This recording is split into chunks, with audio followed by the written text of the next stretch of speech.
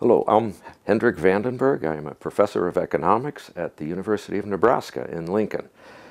My expertise is in the field of economic growth and development, how societies essentially evolve over time economically. And it is from this angle that I've become very interested in the healthcare issue, because it is such a basic part of our lives, of our existence, to maintain basically our health. And it's occurred to me, and it's become very obvious from the evidence that we see, that here in the United States, we have a serious problem with healthcare. And it is a combination of things. One, the cost.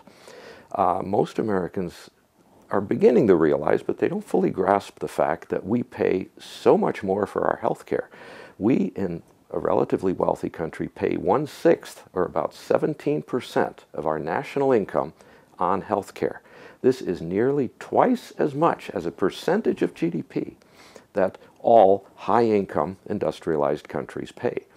The real kicker in all of this is that our results are worse than all of these other countries. That is, we pay much more, almost twice as much, and we have lower life expectancy, we have higher infant mortality. In fact, across the board, a recent study in Britain shows that if you look at 36 different health conditions and examine how we do in each of those areas compared to other countries, and we come out at the bottom of the list of 18 high-income industrialized countries. So we have a record of performing worst while spending almost twice as much per person.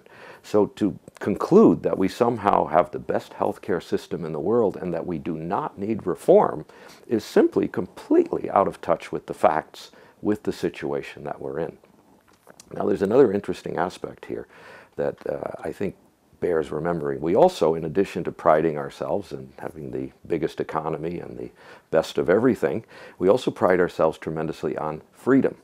And think of what our system does to our freedom as compared to other countries that have truly universal health care.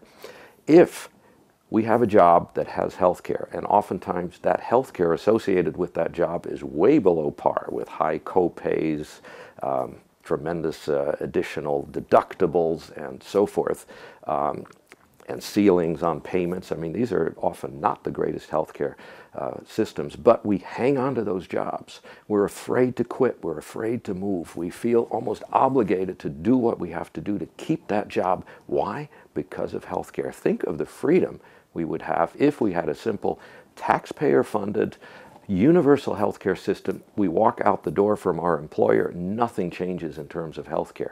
Think of the freedom that gives us. Yet we are bound to employers, paying into a system that costs us twice as much, almost twice as much as all other high-income countries, and we still think that we don't need healthcare reform, that it's okay to dither and debate for years and years about this. It's time to move, and it's time to change. And again, the facts point us in no other direction than that, if only we would look.